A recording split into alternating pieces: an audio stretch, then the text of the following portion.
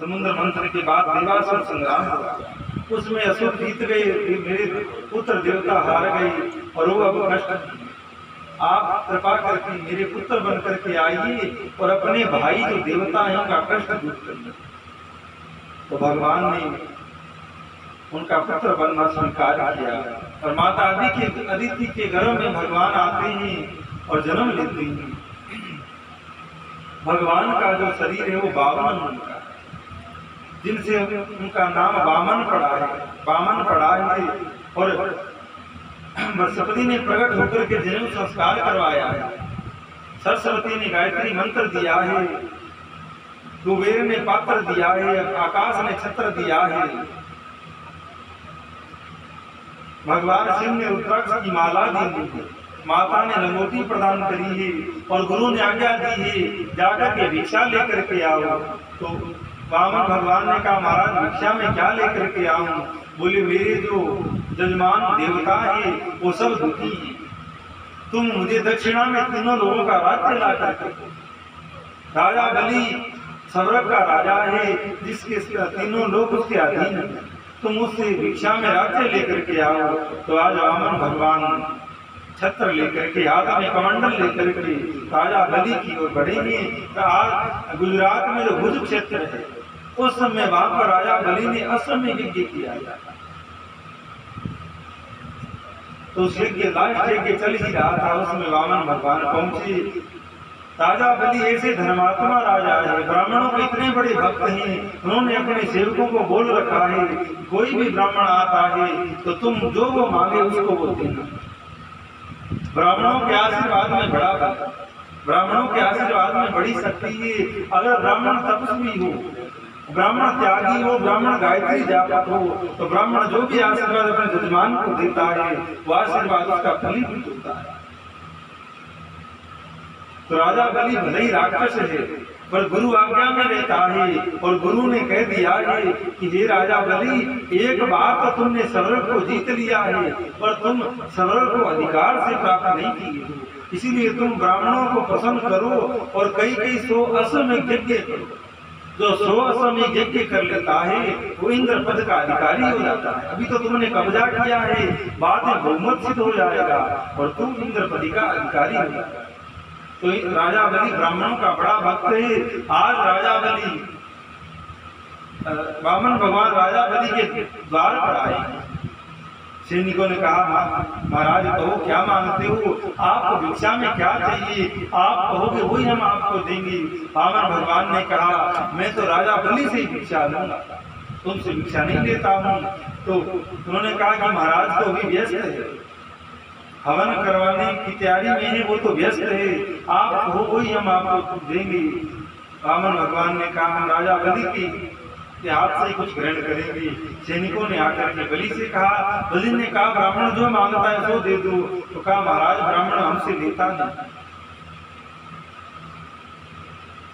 एक तरफ तो मुहूर्त आ चुका है हवन शुरू होने का, राजा बलि ने तुरंत कहा कि अभी मैं जाकर के उनको संतुष्ट करता हूँ। शुक्राचार्य ने कहा राजा बलि अभी मुहूर्त होने वाला है, ब्राह्मण को जो चाहिए सैनिक लोग दे देंगे, तुम बैठ करके हवन करो, तुम्हारा ये अंतिम हवन है, ये पूर्ण कर लिया तो समझो इंद्र पद तुम्हारा।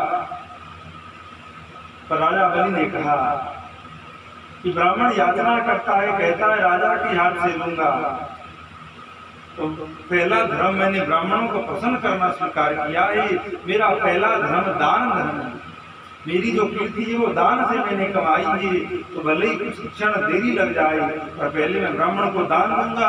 पर राजा बलि जैसे दरवाजे पर पहुंचे ही भगवान का जो स्वरूप देखा है देखता ही रह गया, मानो खूब सारा तप इकट्ठा होकर के राजा बलि के दरवाजे पर आज आया हो। राजा बलि देखता रह गया, चरणों में प्रणाम किया। आप ब्राह्मणों में भी कोई श्रेष्ठ ब्राह्मण लगते हैं, आप साक्षात तपस्या की मूर्ति, आपका तेज आपकी तपस्या आपके स्वरूप में झलक रही है। कहो ब्राह्मण देव क्या मांगते हो, आपकी कृपा से मैंने ऐसा वैभव प्राप्त किया है, आप जो मांगोगे सो मैं आपको दूंगा। वामन भगवान ने कहा कि पहले संकल्प करो फिर मांगता हूँ। बोले नहीं महाराज आप जो कहोगे सो दे दूंगा, वाणी तो संकल्प होती है, मैंने कह दिया। भगवान वामन भगवान ने कहा कि 3 पग भूमि दे दो। राजा बलि जोर से हंसने लगा, महाराज आपकी बातें तो बड़ी ज्ञान भरी है, बड़ी जुगादी बातें आप करते हैं। वामन भगवान कहने लगे कि अरे राजा बलि, तुम्हारे दादा इतने प्रतापशाली थे, इतने वैभवशाली थे, उनकी भक्ति ऐसी थी जो भगवान स्वयं नरसिंह बन करके आए। तुम्हारे पिता विरोचन का क्या कहना, और तुम भी महान दान दाता हो, तुमने कई अश्व में यज्ञ किए हैं, अनेकानेक ब्राह्मणों को दान देकर तुमने संतुष्ट किया। तो बलि बोला, महाराज आप बातों से तो बड़े विद्वान लगते हो, पर बुद्धि तो आपकी अवस्था के जैसी छोटी है, कद के जैसी छोटी है। अरे महाराज, आप कोई लोक मान लीजिए, कई सौ गांव मान लीजिए, कई सौ बीघा भूमि ले लीजिए, 3 पग भूमि क्या मांगते हो? कम से कम देने वाले का तो विचार करो। देने वाला बहुत बड़ा दाता है, बहुत कुछ दे सकता है। आप 3 पग भूमि क्या मांगते हो? आप 3 पग भूमि में ठीक से बैठ भी नहीं सकोगे, तो कुछ ज्यादा मांगो। वामन भगवान ने कहा, हम संतोषी ब्राह्मण ज्यादा नहीं लेते हैं, हमें 3 पग ही भूमि दे दो। अब महाराज ब्राह्मण और संतोष का कहीं मेल नहीं। अब ब्राह्मण तो वही लाओ, जो कुछ है सब लाते रहो, संतोष नहीं करना। पर वामन भगवान कह रहे हैं, हम संतोषी ब्राह्मण है, हमें 3 पग भूमि चाहिए। जब ज्यादा संतोष दिखाया तो शुक्राचार्य सोचने लगे, ऐसा कौन सा ब्राह्मण आ गया जो कहता है मैं संतोषी हूँ, 3 पग की भूमि चाहिए। ध्यान करके देखा तो आंख खोल करके तो मात्र 52 अंगुल का बालक सामने खड़ा है। आंख बंद करके देखा, चतुर्भुजधारी भगवान नारायण खड़े हुए हैं। शुक्राचार्य दौड़े, राजा बलि कुछ मत दे देना, संकल्प मत कर देना, क्योंकि ये दिखने में तो 52 अंगुल का है, ये परमात्मा भगवान है, सब कुछ दे देगा। राजा बलि ने कहा, जिसके दरवाजे पर दुनिया जाती है झोली पसार करके, और पूरी दुनिया को ये भगवान दाता सब कुछ देता है, आज वो भगवान मेरे दरवाजे पर भिखारी बन करके आया है, भिक्षुक बन करके आया है, तो मैं अवश्य। और रही दूसरी बात कि आप कहते हो भगवान है, तो सब कुछ भगवान का, मैं नहीं भी दूंगा तो इनका अधिकार सब जगह सब पर है, ये अपने आप ले लेंगे। और ये मेरा सौभाग्य है, पूरी दुनिया जिसके दरवाजे पर जाती है, आज वो भिक्षुक बनकर के पहली बार मेरे दरवाजे पर आया है, तो मैं इसकी झोली अवश्य भरूंगा। ये भक्तों की झोली भरता है, और आज भगत भगवान की झोली भर लिया है।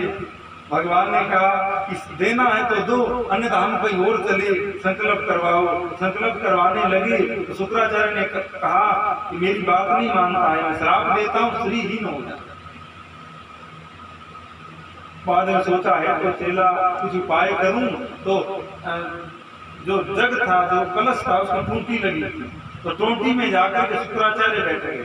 बोले टूंटी से जल निकलेगा नहीं, संकल्प होगा नहीं, तो दान देना नहीं पड़ेगा। राजा बलि हाथ में जल लेते संकल्प लेने के लिए, पर जल टूंटी में से आता नहीं। भगवान को लगता है कुछ कचरा फंस गया, तिनका लेकर के आओ। भगवान ने तिनका लेकर के नल के अंदर दिया। शुक्राचार्य के कहा भागे, बोले चेला भी बस का नहीं है, और ये तो विष्णु दुखी के बस का है नहीं, हम क्यों अपने हाथ नाक आंख चुनाएं। तो निकल करके भाग गई। जल निकला, राजा बलि ने संकल्प किया है, और जो 3 पग देने का संकल्प किया, जल छोड़ा। जो भगवान 52 अंगुल के थे, वो इतने बड़े हो गए हैं कि 2 कदमों में तीनों लोक नाप। तीसरा कदम उठा करके खड़े हैं। राजा बलि बता तीसरा कदम कहाँ रखूं, या तो अपना संकल्प पूरा करो, या नरक में जाने के लिए तैयार हो जाओ। संकल्प या तो करना नहीं चाहिए, और कोई बात का संकल्प कर लो तो उसको पूरा करना चाहिए, अन्यथा संकल्प अपूर्ण रहने के कारण वो जीव नरक में जाता है। कई ऐसे प्रसंग आते हैं जिन्होंने संकल्प तो कर लिया पर पूर्ण नहीं किया। तो राजा बलि ने हाथ जोड़ करके कहा, महाराज एक बात का उत्तर दीजिए, दान बड़ा होता है कि दाता बड़ा होता है? भगवान बोले, बड़ा तो दाता ही होता है, क्योंकि धन कितना ही किसी के पास में दे, अगर देने का मन नहीं होगा, दान करने का मन नहीं होगा तो कुछ देगा नहीं। इसलिए दान बड़ा नहीं होता है, दाता बड़ा होता है। अब आप विचार करिए, क्या इस शहर में धनपतियों की कमी है? करोड़पति लोग भी बैठे होंगे, लखपति लोग भी बैठे होंगे, पर क्या सबका भाव ऐसा है कि इस तरह कथा करवा सके, साधु ब्राह्मणों को भोजन करवा सके? धन तो दोनों के पास खूब है, पर उनके पास ऐसा मन नहीं है इतना खुल करके वो ऐसे आयोजन करवा सकते। उनका धन जो है वो रोग में लग सकता है, खाने तहसील में लग सकता है, कोई अन्य अन्य व्याधि में लग सकता है, पर ऐसे कार्यों में किसी भाग्यशाली का ही धन लगा करता है। तो धन बड़ा नहीं होता है, दान बड़ा नहीं होता है, बड़ा दाता होता है। तो महाराज आपने कहा दाता बड़ा होता है, तो तीसरे कदम में इस दाता को ही नाप लीजिए। भगवान तीसरा चरण राजा बलि की शर्त लगाया। बड़े बड़े देवता खड़े रहते हैं वैकुंठ में, भगवान कृपा करो अपने चरणों का दर्शन दे दो। ब्रह्मा विष्णु तक को चरणों के दर्शन नहीं होते हैं, और राजा बलि का सौभाग्य तो देखिए स्वयं भगवान अपना चरण राजा बलि की शर्त लगाया। कल आपने कथा सुनी थी, भागीरथ गंगा को लेकर के आए। गंगा जी ब्रह्मा के कमंडल में रहते, तो जो भगवान 3 कदमों में तीनों लोक नाप रहे थे, तो भगवान का अंगूठा लग करके ब्रह्मांड में छेद हो गया था। ब्रह्मांड के बाहर का जो जल होता है वो छिद्र के मार्ग से अंदर आया। जब ब्रह्मांड के अंदर जल का प्रवेश हुआ, भगवान के चरणों पर वो जल गया। पहले वो सामान्य पानी था, सामान्य जल था, पर जब भगवान के चरणों पर वो जल गिरा तो भगवान का शरणागत हो गया। जो जल भगवान के लगा, अनेकानेक देवता भागे, ब्रह्मा जी भागे, और वो जल जैसे गिरने लगा ब्रह्मा जी ने अपने कमंडलों में धारण कर दिया, क्योंकि ये भगवान के चरणों का जल है। इससे पहले चरणामृत नहीं था। अब जब भागीरथ ने शिव की तपस्या करी, कल आपने भगवान शिव को प्रसन्न किया, भगवान शिव प्रसन्न होकर आए। कहो भगत क्या मांगते हो? बोले महाराज मेरे 60,000 पूर्वज प्रेत योनि में पड़े हैं, उनका कल्याण करना है, तो मैं धरती पर गंगा लाना चाहता हूँ। जो धरती ब्रह्मा के कमंडल में रहती है, अब तक धरती पर आई नहीं है, उसको मैं धरती पर लाना चाहता हूँ। तो मेरे से क्या चाहते हो? बोले आप उसको अपने सर पर धारण करें। भगवान शिव ने मना कर दिया, हम क्यों कोई पानी अपने सर पर डालता।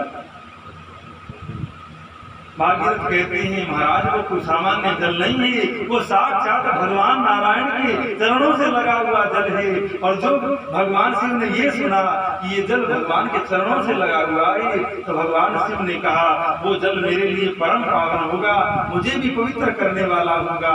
तो भगवान शिव उस जल को अपने ऊपर धारण करते ही अपनी जटाओं में गंगा जी को विराजित करते हैं, और भगवान के श्री अंग से होते हुए वो जल गोमुख पहुंचता है, और गोमुख से प्रकट होकर के अनेकानेक जगह होते हुए वो जल मानसरोवर आता है। और जैसे ही वो मानसरोवर पहुंचता है, जहाँ 60,000 राजकुमारों की राख पड़ी थी, उससे उनका कल्याण हो जाता है। तब से ये बात प्रसिद्ध हो गई है, जो भी कोई मर जाए और उसकी हड्डी उसकी राख और गंगा जी में मिला दी जाए, उसका कल्याण हो जाता है। पर मरते लोग मर रहे हैं, उनकी हड्डियां राख गंगा जी में पहुंच रही है, पर वो प्रेत बने वैसे ही घूम रहे हैं। इसका कारण क्या है? इसका कारण ये है कि मनुष्यों का विश्वास और मनुष्यों की श्रद्धा गंगा जी में नहीं है। रामदास जी कहा करते हैं कि जो व्यक्ति नित्य गंगा जल का पान करता है, और मरने के बाद में तो बेटे पोते लेके जाएंगे कि नहीं जाएंगे क्या पता। और कई बार मनुष्य हुए कर्म भी ऐसे होते हैं कि उनके वो जिंदा जी तो कभी हरिद्वार गए नहीं, मरने के बाद उनकी राख भी हरिद्वार नहीं पहुंची। एक कोई कथा आती है, कोई डोकरा था, कभी भजन किया नहीं, कभी हरिद्वार सत्संग में गया नहीं, मर गया। डोकरी कई बार कहती है फलाना आदमी हरिद्वार जाता है, फलाना आदमी तीर्थों में जा रहा है, आप भी चले जाइए, तो गाली देती है। तो डोकर को मर गया, पहले मरा, डोकर ने कहा कि जिंदा जी तो कभी गया नहीं, कम से कम मरने के बाद तो इसको पहुंचा है। अब महाराज वैसे बाप की औलाद भी वैसी होती है। तो डोकरी ने एक बेटे से कहा कि देख तेरे पिताजी जिंदा जी तो कोई भजन साधन किया नहीं, तुम ऐसे करो इनकी राख ले जाओ गंगा जी का। उनका जो गांव था गंगा जी से 100 किलोमीटर दूर था। तो व्यक्ति लेकर के चला, 60 किलोमीटर जब दूर पहुंचा, मान लो गंगा जी 40 किलोमीटर रही थी, तो वहां से एक नाला जाता था जो गंगा जी में मिलता था।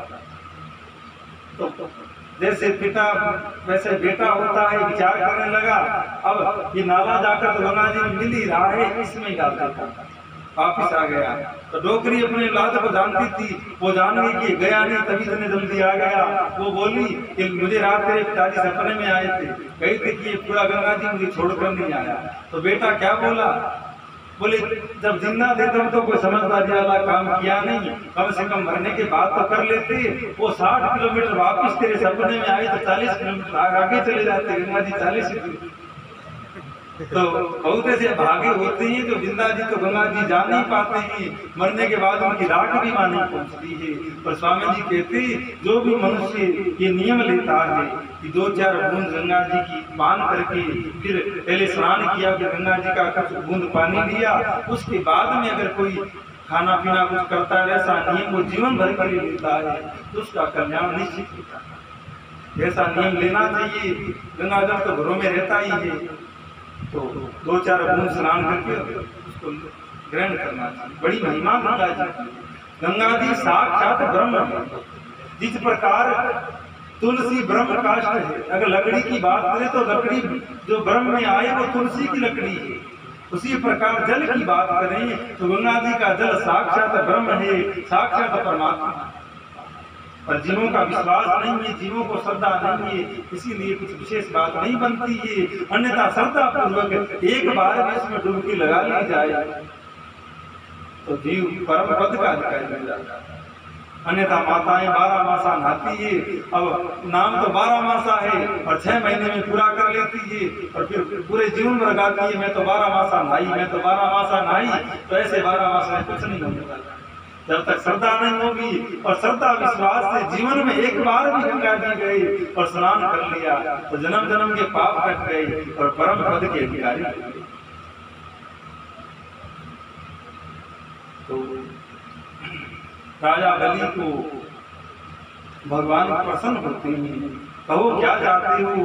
उसने कहा भगवान बस एक इच्छा है, ये जो आपकी सामरी सूरत है इसको मैं आता जाता उठता बैठता देखता रहूं। तब भगवान ने कहा तुम अब तो जाकर के सूत्र लोक के राजा बन जाओ और मैं आपका द्वारपाल बनता हूँ। जब ये मनवंतर बीतेगा, अभी जो मनवंतर चल रहा है ये मनवंतर बीतेगा, इंद्र पद खाली होगा तो वही राजा बलि आगे आने वाले समय में इंद्र बनेंगे और भगवान आज भी उसके द्वारपाल बनेंगे। लक्ष्मी को पता लगा कि पति देव कई दिन हो गए आए नहीं, नारद जी से पूछा तो नारद जी ने कहा कि भगवान तो पाताल में सुतल लोक में बैठे हैं। लक्ष्मी आई है, राजा बलि से स्नेह उनका हुआ है। लक्ष्मी ने राजा बलि के हाथ पर राखी बांधी। राजा बलि की कोई बहन नहीं थी, प्रसन्न हुआ तो वो बहन राखी बांधने की दक्षिणा क्या दूं? तो कहा पहले वचन दो फिर मांगूंगी। बोले वचन दिया मांग। बोले जो द्वार पर खड़ा है वही दे। बोले मांग तो तुमने प्राणी लिए पर वचन दे दिया तो तुम ले जाओ। तो भगवान हमें फिर बिल्कुल खुल जाएगा। इसके बाद में श्री सुखदेव जी अनेकानेक भगवान के दिव्य भक्तों का वर्णन करते हैं। एक राजा अम्बरीश हुए हैं जो सूर्य कुल में हुए हैं, भगवान के चरणों में अनन्य भक्ति है। राजा होकर के भी सुबह से लेकर के शाम तक मंदिर में सेवा करते हैं। भगवान की कृपा से उनका राज्य चलता है। भगवान का सुदर्शन चक्र उनके राज्य की सुरक्षा करता है। और अम्बरीश रात्रि के 2 बजे से लेकर के रात्रि के 11-12 बजे तक मंदिर में सेवा करते रहते हैं। भगवान के ऊपर विशेष कृपा है। उन्होंने ऐसा नियम लिया कि मैं साल भर में निर्जल एकादशी करूंगा। मानो निर्जला एकादशी शुरू होकर करके और अगली एकादशी तक जल नहीं पीऊंगा। 1 वर्ष का ऐसा नियम लिया। 1 वर्ष पूर्ण होने वाला ही हुआ कि दुर्वासा ऋषि उनके यहाँ आए। दुर्वासा ऋषि ने कहा कि तुम भोजन की तैयारी करो, हम स्नान करके आते हैं। और उधर पारण का समय हो गया। जो द्वादशी हटने वाली थी, त्रयोदशी लगने वाली थी, पारायण का समय हो गया। तो एक तरफ तो घर में कोई संत ब्राह्मण आए तो पहले उनको भोजन कराकर खाना चाहिए, ये नियम है। और दूसरी ओर साल भर से जो एकादशी चली आ रही थी उसका नियम है। अम्बरीश ऋषि थोड़ी संशय में पड़े कि क्या करूं। ब्राह्मणों से विद्वानों से पूछा तो विद्वानों ने कहा कि आप जल पी करके उपवास खोल लीजिए, क्योंकि आपने निर्जल व्रत किया है। तो इससे आपको साधु से पहले अन्न खाने का अपराध भी नहीं लगेगा और आपका साल भर का जो व्रत है वो भी पूर्ण हो जाएगा। दुर्वासा ऋषि स्नान करके आए, उन्होंने देखा कि राजा के चेहरे पर कुछ तृप्ति है, लगता है इसने भोजन कर लिया है। तो दुर्वासा क्रोधित हो गए, अरे दुष्ट नराधम राजा, तू पहले महात्माओं को बुलाता है, सत्कार करने का नाटक करता है और उनको बिना खिलाए पहले भोजन पा लेता है। मैं तुझे भी सबक सिखाता हूँ। और दुर्वासा ने कृत्या को प्रकट किया, एक आग की स्त्री को प्रकट किया, कहा इसको जला डालो इसको। तो जैसे जलाने को गई तो अम्बरीश जो हाथ जोड़े खड़े रहे, जो भगवान का सुदर्शन अम्बरीश की सुरक्षा में लगा हुआ है, उसने आकर के उस कृत्या को तो मार डाला और अब सुदर्शन दुर्वासा के पीछे लग गया मारने। आगे दुर्वासा भाग रहे हैं, पीछे भगवान नारायण का सुदर्शन लगा हुआ है। अब देखिए दुर्वासा कोई सामान्य नहीं है, भगवान शिव की अवतार दुर्वासा, भगवान के परम भगत दुर्वासा ऋषि हैं। पर जब भगत का अपराध किया तो भगवान का सुदर्शन उनको भी छोड़ नहीं रहा है, वो आगे भाग रहे हैं, पीछे दर्शन है। भगवान शिव के पास पहुंचे, महाराज अब क्या करो। भगवान शिव ने पहले कह दिया, अरे तुम कहीं और जा, ये सुदर्शन हमें ही कहीं कष्ट नहीं दे। तो ब्रह्म लोग गया, ब्रह्मा जी ने भी भगा दिया।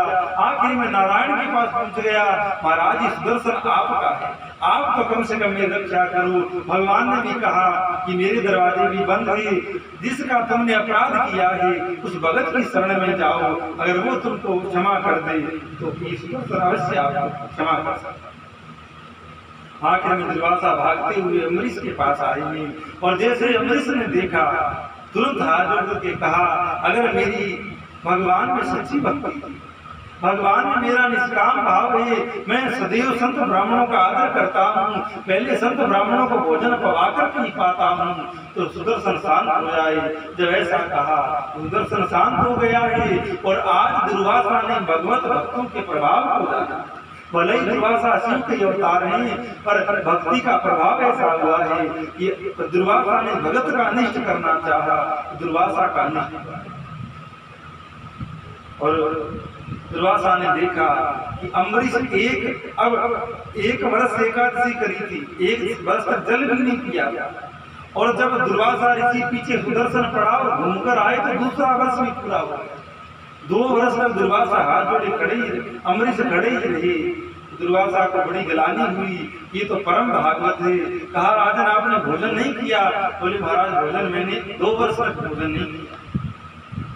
दुर्वासा ने कहा मुझसे भूल हो गई, मैं भगवान के भक्तों की महिमा नहीं जान पाया था, पर आपको जीवन को देखकर मैं भगवान की भक्ति की महिमा जान गया, अब कृपा करो। तो अम्बरीश ने कहा पहले आप कृपा करो, पहले आप भोजन पाओ फिर मैं पाऊंगा। दुर्वासा ने भोजन पाया, फिर अम्बरीश ने अपना पालन किया है। तो फिर परीक्षित इस तरह अनेक भगवान के भक्त हुए हैं और भगवान के चाहे लोग अवतार लेने के अनेक उद्देश्य बताते हूँ, अनेक कारण बताते हूँ, पर मुख्य कारण यही है भगवान अपने भक्तों को सुख देने के लिए आते हैं, अपने भक्तों का कारण करने के लिए आते हैं। तो हे परीक्षित, एक दिन एक मनवंतर की ऐसी भी कथा आती है, एक हाथी है, एक गज है, जो जिसका बड़ा परिवार है। हाथी में बड़ा बल है, पूरा जंगल हाथी का नाम से कांपता है, आदि इधर निकल जाता है, पूरा जंगल खाली हो जाता है। बड़े बड़े सिंह, बड़े बड़े और भी जीव जो हैं वो हाथी की सेवा में रहते हैं। हाथी के साथ कई हथनियां चलती है, कई हाथी के बाल बच्चे हैं। हाथी का मन आ जाता है, उधर ही हाथी चला जाता है और जंगल को उखाड़ देता है, बर्बाद कर देता है। एक दिन ये गज अपनी मदमस्त चाल में चलता हुआ अपने हथनी अपने बच्चों को साथ लेकर के एक बड़े सरोवर में स्नान करने गया। सरोवर में उतर गया है, स्नान करने लगा है। सूंड में जल भरता, कभी खुद नहाता, कोई बाल बच्चों पर डालता, कभी हथनियों पर डालता है। उसी जल में एक ग्राहक रहता है, एक मगर रहता है, जिसने हाथी का पैर पकड़ लिया। हाथी में बहुत बल है। हाथी ने सोचा ये मगर मेरे आगे क्या है, मैं अपने पैर से इसको मसल डालूंगा। पर धीरे धीरे हाथी को लगा ये तो छोड़ नहीं रहा है। हाथी ने थोड़ा प्रयास किया, फिर बहुत प्रयास किया, आखिर में हाथी हारने लगा, ये तो नहीं छोड़ता। हाथी ने अपने हथनियों से कहा कि तुम मेरी सहायता करो। हथनियों ने खूब प्रयास किया पर ग्राह ने हाथी का पैर नहीं छोड़ा है। सवेरे और भी हाथी थे, वो भी लगे पर कुछ नहीं हुआ है। आखिर में हथनियां छोड़कर जाने लगी। हाथी बोला, अरे तुम कहाँ जा रही हो? बोले, हमारा भी तो जीवन है, अब हमें भी तो कुछ घर गृहस्थी देखनी है। आप तो लगता है बचने वाले नहीं हो, तो हमें भी अपना जीवन देखना।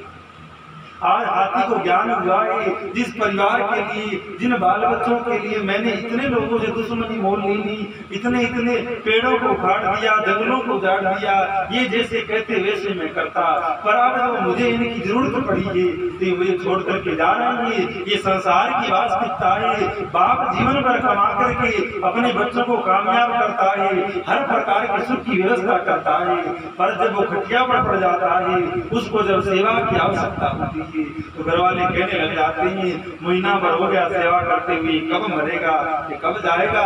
लोग उपाय पूछने लग जाते हैं। तो सोना चांदी का कुछ नाव, कुछ पेड़ी कुछ देनी हो तो महाराज दे दे कि जल्दी से जाए। जब वो देखता है तो उसको बड़ा कष्ट होता है, मैंने इनके लिए क्या नहीं किया, अब मेरे लिए ये मरने की कामना करते हैं। ये संसार की सत्यता है। हाथी आज जान गया है, हाथी की आंखों में अश्रु भर आए हैं कि मैंने जिनके लिए इतना कुछ किया, आज वो हथनी, वो बाल बच्चे सब मुझे छोड़कर चले गए, अब हाथी अकेला रह गया। कई महीनों तक युद्ध चला है। कभी तो हाथी कुछ जोर लगाता तो ग्राह को बाहर खींच के ले आता,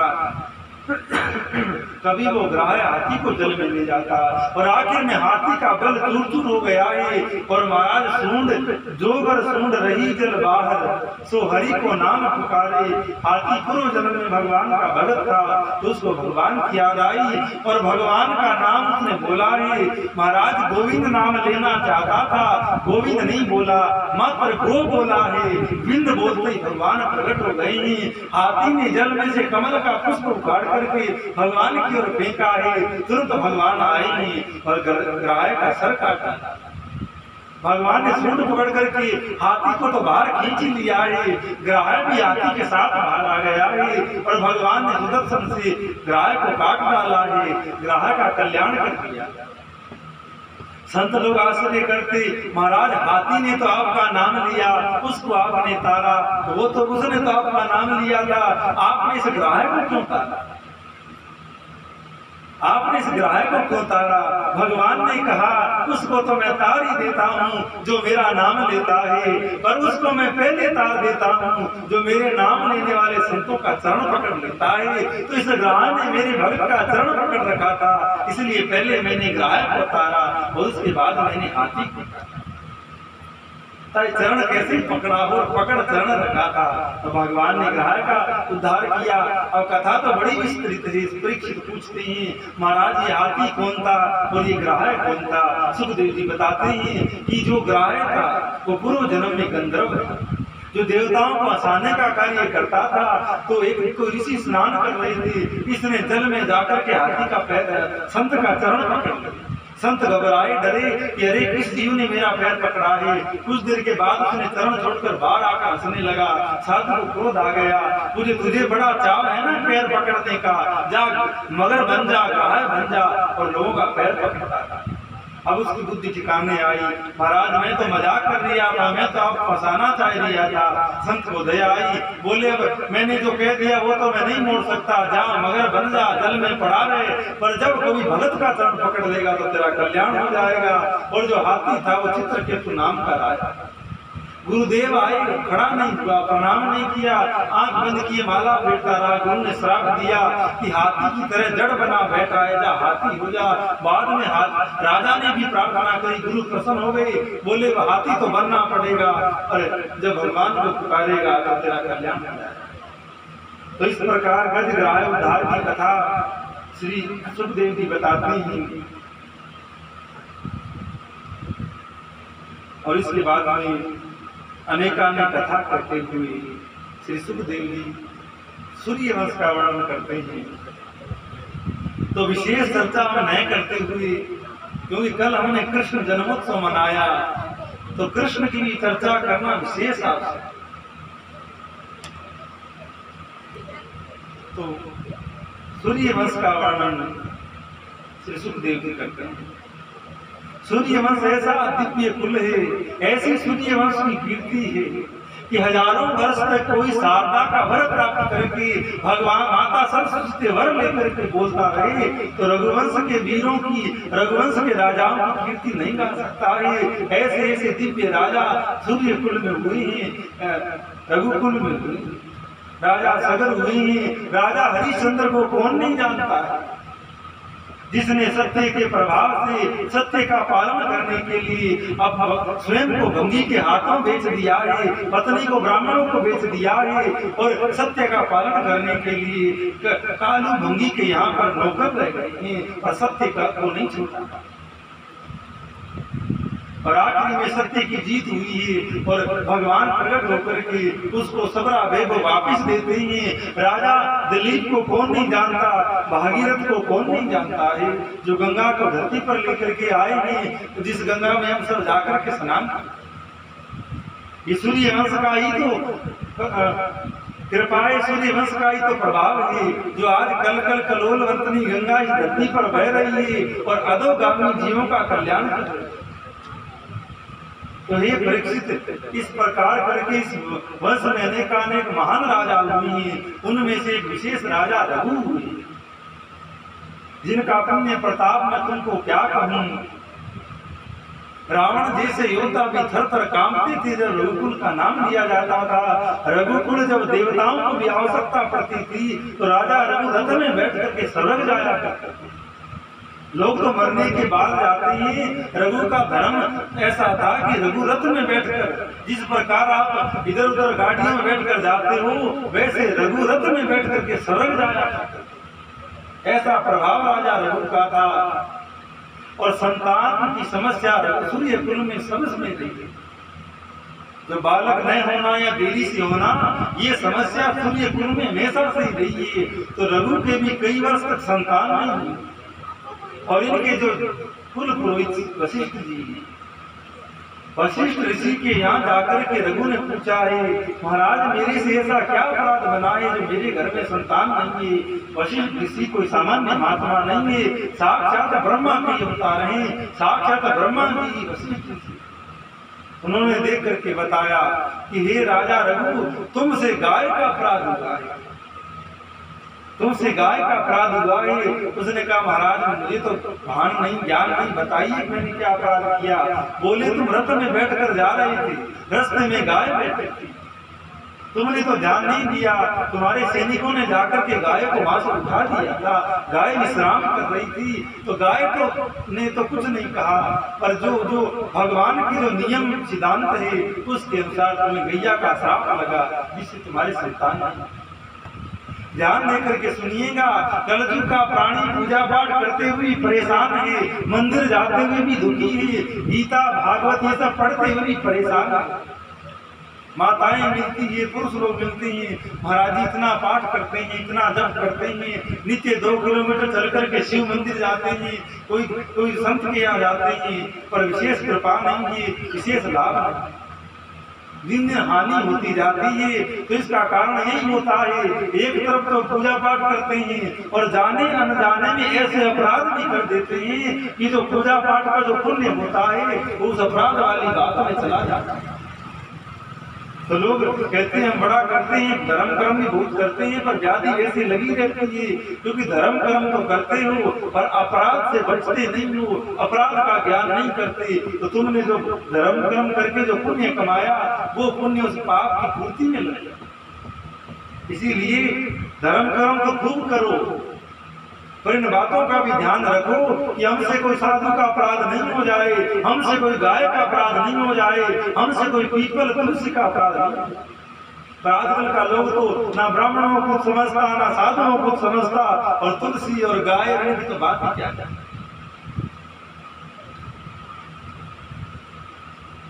तो अगर पूजा पाठ करके उसका विशेष प्रभाव लेना चाहो और विशेष चमत्कार लेना चाहो तो महज अपराध से बच करके करो, तो फिर प्रभाव बिल्कुल सामने होगा।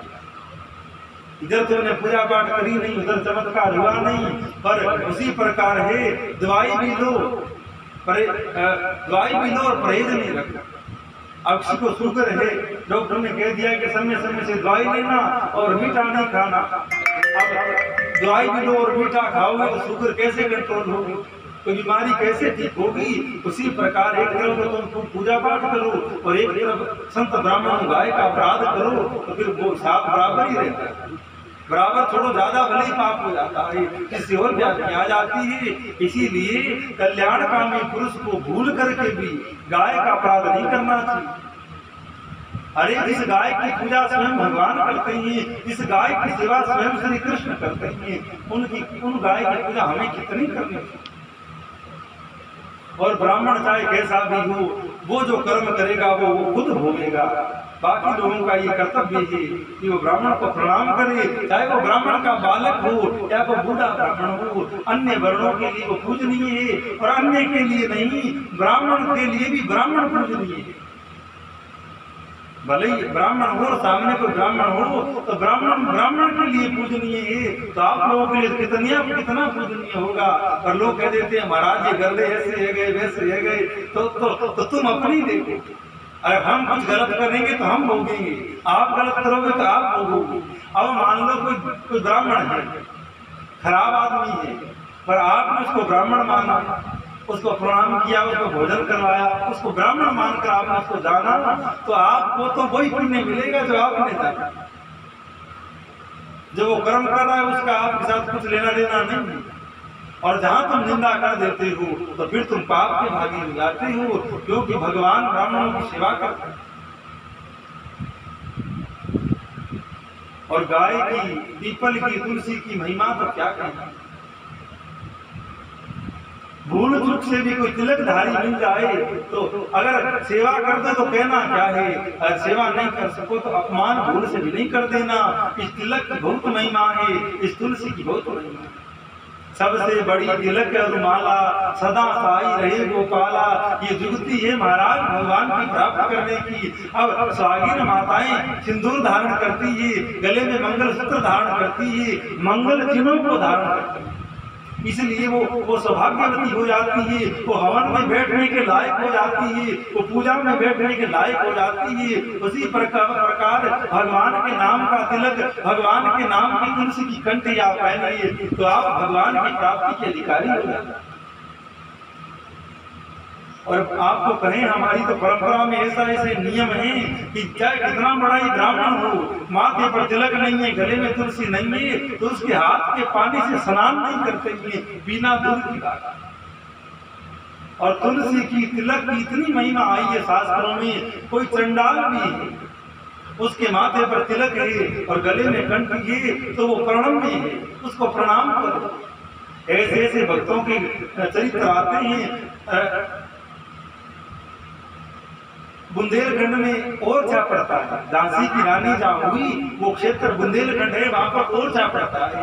ओरछा के राजा हुए मधुकर शाह, उनकी तिलक में और कंठी में इतनी श्रद्धा, तो कोई आता अगर गले में कंठी होती, माथे पर तिलक होता तो उसको प्रणाम करते। तो लोगों ने कहा ये क्या भक्ति, तिलक तो आजकल हर कोई लगा लेता है।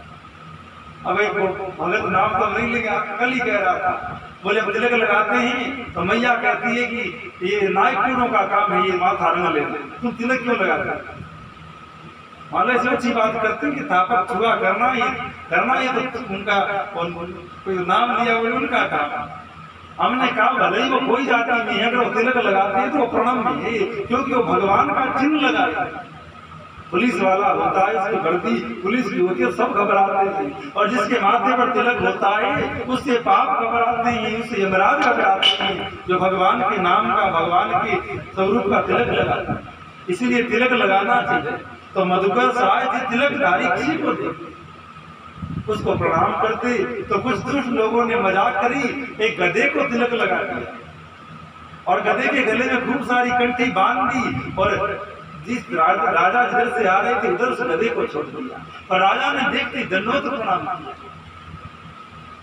तो लोग जान गए कि महान भक्त है। और जो तिलक की महिमा जान गया वो चाहे कुछ भी नहीं करे, मात्र एक नियम ले ले कि मैं सुबह स्नान करते तिलक धारण करूंगा और मात्र तिलक मिटने नहीं दूंगा, तो भगवान के धाम जाता है। मात्र ये नियम आप कर। और ये नियम कर लो। और जिसके गले में एक दाना भी तुलसी का वो भोजन करता है तो वो भगवान का प्रसाद पाता है, स्नान करता है तो वो भगवान के तीर्थों में स्नान करता है। इसके गले में तुलसी, और जिसके गले में तुलसी नहीं है वो खाता है तो विष्ठा खाता है, पीता है तो शराब पीता है, और नहाता है तो गंदगी में नहाता है। ऐसी बात शास्त्रों में आई। इसीलिए कल्याणकामी पुरुषों को सदैव तुलसी धारण करनी चाहिए, सदैव रुद्राक्ष धारण करना चाहिए, और सदैव माथे पर तिलक लगाना चाहिए। और संसार में कोई स्वागिन माता तिलक लगा लेती, तुलसी पहन लेती तो औरतें डांट देती है, तेरी क्या उम्र है तुलसी पहनने, क्यों तिलक लगा रही, क्यों तुलसी पहन रही। पर देखो शास्त्रों में आया है, जो स्वागिन माता तुलसी पहनती है उसका सौभाग्य वैसे ही बना रहता है। पर ये माताओं का शास्त्र अलग ही होता है, माताओं का ज्ञान अलग ही होता है। बोले अब सामने वाली पूछ ही ले कि चलो मैं तो अभी थोड़ी उम्र की हूँ, अभी जवान हूँ, अभी शादी भई है, तू तो 90 साल की है, तूने बता कितनी तुलसी की माला पहन रखी है और कितने तिलक लगा रही है। इसीलिए कल्याणकामी पुरुष चाहे कोई हो, सबको तिलक धारण करना चाहिए, सबको तुलसी धारण करनी चाहिए। वृंदावन में तो महाराज आश्रमों में घुसने नहीं देंगे अगर आपके माथे पर तिलक नहीं, और तिलक होगा तो भगवान के दरबार में बिना रोक टोक जाओगे, कोई तुमको रोकेगा नहीं, क्योंकि तुम्हारे माथे पर तिलक। और जिसने तिलक की महिमा जान ली, ऐसे ऐसे चरित्र आते हैं। अगर समय हो तो हम आपसे कहें कि कोई व्यक्ति पेड़ के नीचे बैठा था, हिंदू भी नहीं था और धर्म का था, और ऊपर कोई कौवा बैठा था, उधर से उसका प्राण छूटना हुआ और उधर से उस कौवे ने विष कर दी तो उसके माथे पर गिर गई, और सफेद सफेद विष गिरी तो उत्तर त्रिपुंड बन गया, लंबी लकीर बन गई, वो बेकुंठ में चला गया। एक कोई व्यक्ति को जलाया गया तो भूल से लकड़ियों में कोई तुलसी की लकड़ी आ गई तो बेकुंठ पहुंच गया था महापाप। जो तुलसी की और तिलक की महिमा जान लेता है, जो राम नाम की महिमा जान लेता है, उसके कल्याण में संशय नहीं है। कल हमने अजामिल की कथा की, तो जब अजामिल को यमदूत लेने आए तो भगवान के पास भी नारायण नाम लेने से प्रकट हो गए थे, आपने सुना था। तो यमदूतों की पिटाई कर दी थी भगवान के पास, तो यमदूत रोते गाते हुए यमराज जी के पास। यमराज जी कौन है ध्यान दीजिएगा, 12 भागवत जो है उनमें एक यमराज जी जो भक्ति के मर्म को जानते हैं, परम भगत यमराज जी। यमराज जी से बढ़कर कौन होगा जो तिलक की महिमा जानता होगा, तुलसी की महिमा जानता होगा, राम नाम की महिमा जानता होगा। यमदूत जाकर के रोए, महाराज क्या आपसे भी बड़ा कोई, हम तो सोचते यमराज सबसे बड़े हैं जो सबका न्याय करते हैं, कि आपसे भी बड़ा कोई है। यमराज जी ने कहा पहले बताओ बात क्या है। यमदूतों ने बताया हम अजामिल को लाने गए थे, प्राण निकाल ही रहे थे तो 4 हाथ वाले 2 व्यक्ति प्रकट हो गए। वो बोले इसको हम लेके जाएंगे। हम जब लाने लगे तो वो हमको हमारी पिटाई करी, उन्होंने बल बहुत था, हमारी पिटाई करके हमको भगा दिया। तो महाराज पहले बताओ कि आपसे भी बड़ा कोई। यमराज जी ने कहा मेरे से बड़े भी मेरे भगवान है, भगवान नारायण है। और दूसरी बात, अगर ज्ञान नहीं रखोगे तो इसी प्रकार आपकी पिटाई होती रहेगी। वो ज्ञान क्या है, बोले कितना बड़ा ही पापी हूँ जो तुलसी में जल देने लग जाए, तुलसी की परिक्रमा लगाने लग जाए, नित्य अपने माथे पर तिलक लगाने लग जाए, उस जीव को लाने भूल से भी नहीं चले जाना, क्योंकि वो जीव भगवान के क्षेत्र का अधिकारी हो जाता है। उसका लेखा जोखा फिर भगवान करते ही। जो मनुष्य तुलसी में दीपक जलाता है, परिक्रमा करता है, जल चढ़ाता है, यमराज जी चित्रगुप्त से कहते हैं इसका जो भी खाता है वो साफ करो, क्योंकि इसकी फाइल भगवान के यहाँ पहुंच गई है और भगवान बड़े दयालु हैं। भले ही उस फाइल में तुम्हारे कितने घोर पाप कर्म लिखी हो, घोर नरक लिखी हो, पर जब वो किताब यमराज जी के पास होगी तो कठोर दंड है। और वही हिसाब किताब जो भगवान के दरबार में पहुंचा तो भगवान दया करके कह देते हैं ये इसने मेरा नाम लिया है, इसने मेरे नाम की छाप लगाई है, इसको क्षमा करो और इसको बेकुंठ दे दो, इसको गोलोक दे दो, इसको साकेत दे दो। और केवल ब्राह्मणों के लिए ये बात नहीं है कि खाली माथे देखने से अब सुकून हो जाता है, कोई व्यक्ति हो जाता है।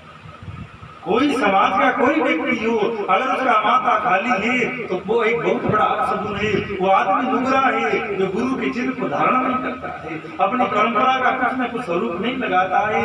अरे जो स्त्री स्वागिन है, उसका पति जीवित है, उसके पति के साथ वो आनंद पूर्वक तो रहती है, पर पति के स्वाग के चिन्हों को धारण नहीं करती है, तो लोग उसको टोकते हैं, डांटते हैं। अरे तेने मांग नहीं भरी, अरे तेने गले में कुछ पहना नहीं, हाथों में कुछ पहना नहीं। उसी प्रकार भगवान भी बड़े क्रोधित होते हैं, यमराज बड़े क्रोधित होते हैं कि तुमने भगवान का चिन्ह क्यों नहीं लगाया।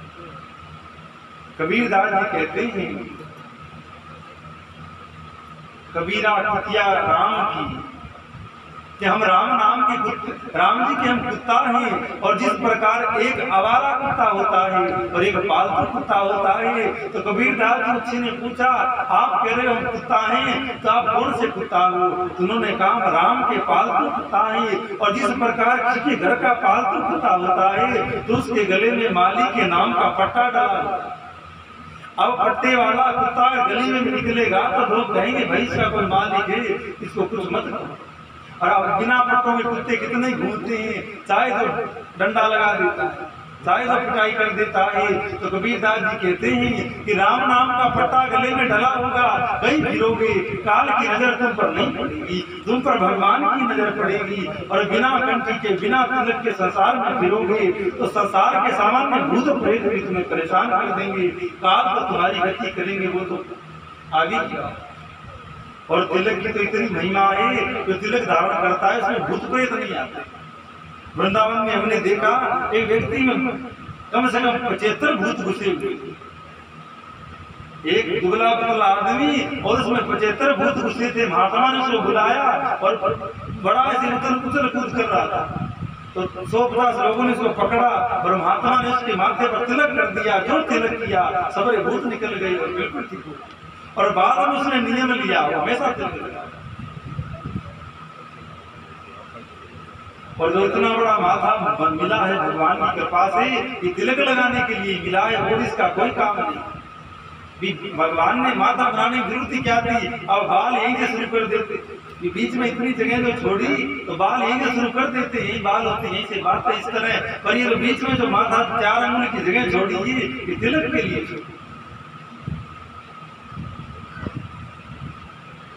तो क्या कहें, बड़ी महिमा तिलक की है। अब कथा भी बहुत है, ऐसे ऐसे दिव्य प्रसंग है। और तिलक जो लगाता है भले ही वो दुष्ट व्यक्ति है, देखने वाला कहेगा नाटक, और भले ही वो कैसे तिलक लगाए, नाटक में लगाए भले ही, पर भगवान तो असल जानते हैं, नाटक नहीं जानते। कोई भक्ति का स्वान भी करता है ना तो भगवान उसको असल मान लेते हैं। गुरुदेव कहा करते कि झूठा खेले सच्चा होई और सच्चा खेले बिरला कोई। आप भक्ति का नाटक करना ही शुरू कर दो, झूठ मूठ का तिलक लगाना ही शुरू कर दो, झूठ मूठ की माला फेरना ही शुरू कर दो, तो झूठा खेलते खेलते एक दिन सच्चा हो जाएगा। ये छोटी बच्चियां जीवन में गुड्डा गुड्डी का खेल बचपन में खेलती है, बड़ी हो जाती है तो ये खेल इनके जीवन का सच्चाई बन जाती है। गुड्डा गुड्डी ब्याह हुआ, गुड्डा आया गुड़िया को लेने, गुड़िया गाड़ी में बैठकर सुराग चली गई, और जो खेल बचपन में खेलती है वो खेल इनका असल खेल हो जाता है। इनका विवाह हो जाता है, फिर उसका वो पति आता है उसको ले जाता है। वैसे ही तुम भक्ति का नाटक भी करो तो भी अच्छी बात है। एक दिन झूठ मूठ की माला फेरते फेरते एक दिन असल फिर जाएगी, और जो असल वाली माला फिरी नहीं कि भव के फेरे मिट जाएंगे, जो भव सागर के फेरे हैं वो मिट जाएंगे, जो असल वाली माला फिरी नहीं, जो जुगती हाथ में आई नहीं कि बात सबरी बनी भी, जो नहीं फेरता है उसे तो भला है ना। लोग बोलते हैं महाराज हमारी दादी बड़ा नाटक करती है, माला लिए बैठी रहती है, तो अरे कम से कम माला लेके तो बैठी रहती है, कम से कम भी भूल से भी अगर एक माला भी फेरेगी तो एक माला में तो भगवान के नाम आए, उससे तो भली है जो दुनिया भर की दिन भर चुगली करके फिर, उसे तो ठीक है कि माला लेकर के। तो तिलक अवश्य लगाना चाहिए, चाहे एक नाम भी लो, रोज भगवान का नाम अवश्य देना चाहिए। और भागवत की तो शुरुआत यही से होती है, कृष्णाय वासुदेवाय हरे परमात्मने वर्ण क्लेश नाशाय गोविंदाय नमो नमः सच्चिदानंद रूपाय विशोतपत्यादि कवे तापत्रय विनाशाय श्री कृष्णाय वयं नमः। अर्थात जो प्रणाम करता है, चाहे वो गुरु को प्रणाम करता हो या पीपल को प्रणाम करता हो या तुलसी को प्रणाम करता हो या गाय को प्रणाम करता हो, उसके सब की सब पाप गाय ले लेती है, पीपल ले लेता है, तुलसी ले लेती है और वापस में उसको उसके बदले में मान सौभाग्य देती है। तो इन तीनों की बड़ी महिमा है। अगर आप शिव के भक्त तो त्रिपुंड लगाइए, आप नारायण के भक्त तो उत्तर त्रिपुंड लगाइए, जिससे आपका परम सौभाग्य।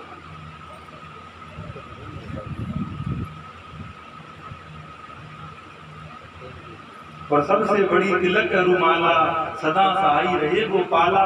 इसके माथे पर तिलक होता है, गले में कंठी होती है, भगवान सदैव उसके साई रहते हैं।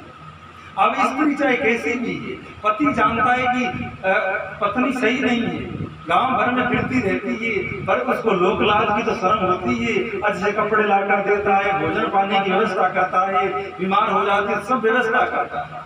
तो भले ही हम परम पावन नहीं है, पूरे भक्त नहीं है, पर जब भगवान के नाम का तिलक लगाने लग गए, भगवान की कंठी पहनने लग गए, तो भगवान सोचेंगे भले ही कैसा भी है, पर कम से कम अब वो मान तो वो दुनिया जिस पति को जानती है उसी के नाम की भरेगी, भले ही वो कहीं वो मारती फिरती। उसी प्रकार भगवान के नाम का तिलक लगाएंगे तो भले ही आसक्ति कितनी संसार में हो, पर भगवान देख ही लेंगे कि मेरे नाम की उसने छाप लगा दी।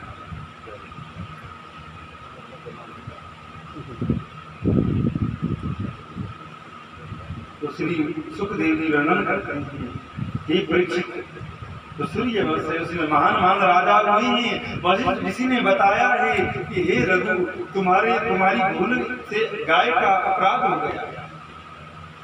कहीं जा रहे हो, रास्ते में गाय बैठी है तो किनारे होकर के निकल जाओ। कुछ देर शास्त्रों में तो यहाँ तक आया है कि तुम जा रहे हो, रास्ते में गाय बैठी है तो गाड़ी रोक दो, गाय को प्रणाम करो और इंतजार करो, अपने आप गाय उधर कब जाए फिर निकलो।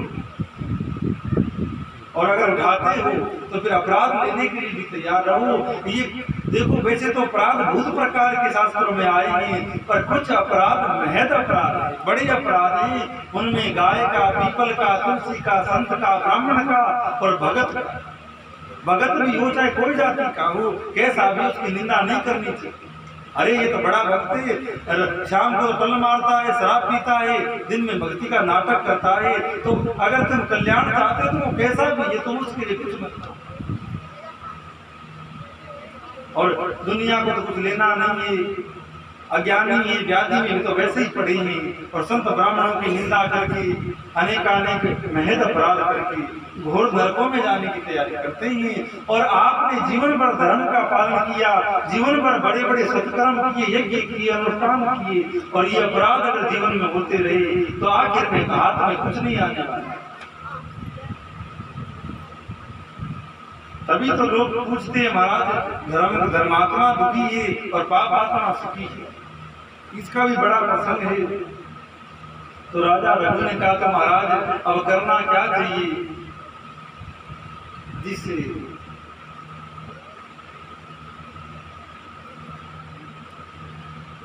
ये अपराध मुझसे आया। तो वशिष्ठ ऋषि कहते हैं कि रघु, तुम 12 वर्ष तक गो गाय की सेवा करो। तो पति पत्नी नंगे पैर जंगल में जाकर के 12 वर्ष तक सेवा करते हैं तो उनको संतान की प्राप्ति होती है। राजा रघु के दिलीप हुए हैं, दिलीप के अज हुए हैं, और अज के दशरथ हुए हैं। और दशरथ जी को तो कौन नहीं जानता है।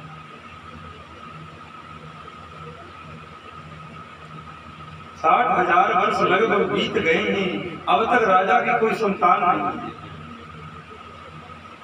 एक दिन गुरु वशिष्ठ अपने घर में अपनी कुटिया में बैठे हैं, उनकी पत्नी बगल में बैठे थे।